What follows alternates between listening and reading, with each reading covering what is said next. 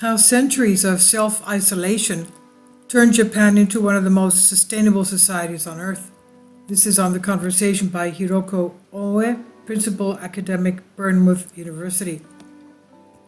At the start of the 1600s, Japan's rulers feared that Christianity, which had recently been introduced to the southern parts of the country by European missionaries there, would spread. In response, they effectively sealed the islands off from the outside world in 1603, with Japanese people not allowed to leave and very few foreigners allowed in. This became known as Japan's Edo period, and the borders remained closed for almost 3 centuries until 1868. This allowed the country's unique culture, customs, and ways of life to flourish in isolation, much of which was recorded in art forms that remain alive today, such as haiku poetry and kabuki theater. It also meant that Japanese people living under a system of heavy trade restrictions had to rely totally on the materials already present within the country, which created a thriving economy of reuse and recycling. In fact, Japan was self-sufficient in resources, energy, and food, and sustained a population of up to 30 million, all without the use of fossil fuels or chemical fertilizers. The people of the Edo period lived according to what is now known as the slow life, a sustainable set of lifestyle practices based around wasting as little as possible. Even light did not go to waste. Daily activities started at sunrise and ended at sunset. Clothes were mended and reused many times until they ended up as tattered rags.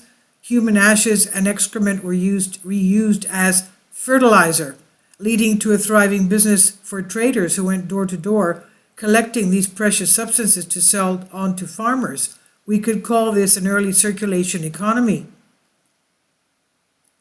Another characteristic of the slow life was its use of seasonal time, meaning that ways of measuring time shifted along with the seasons. In pre-modern China and Japan, the 12 zodiac signs, known as in Japanese as jinishiki, were used to divide the day into 12 sections of about 2 hours each. The length of these sections varied depending on changing sunrise and sunset times. During the Edo period, a similar system was used to divide the time between sunrise and sunset into 6 parts. As a result, an hour differed hugely depending on whether it was measured during summer, winter, night, or day. The idea of regulating life by unchanging time units, like minutes and seconds, simply did not exist. Instead, Edo people who would not have owned clocks judged time by the sound of bells installed in castles and temples. Allowing the natural world to dictate life in this way gave rise to a sensitivity to the seasons and their abundant natural riches, helping to develop an environmentally friendly set of cultural values. Working with nature. From the mid-Edo period onwards, rural industries including cotton cloth and oil production, silkworm farming, paper making, and sake and miso paste production began to flourish. People held seasonal festivals with a rich and diverse range of local foods, wishing for fertility during cherry blossom season and commemorating the harvests of the autumn. This unique, eco-friendly social system came about partly due to necessity, but also due to the profound cultural experience of living in close harmony with nature. This needs to be recaptured in the modern age in order to achieve a more sustainable culture, and there are some modern day activities that can help. For instance, zazen, or sitting meditation, is a practice from Buddhism that can help people carve out a space of peace and quiet to experience the sensations of nature. These days, a number of urban temples offer zazen sessions. The second example is forest bathing, a term coined by the Director General of Japan's Forestry Agency since in 1982. There are many different styles of forest bathing, but the most popular form involves spending screen-free time immersed in the peace of a forest environment.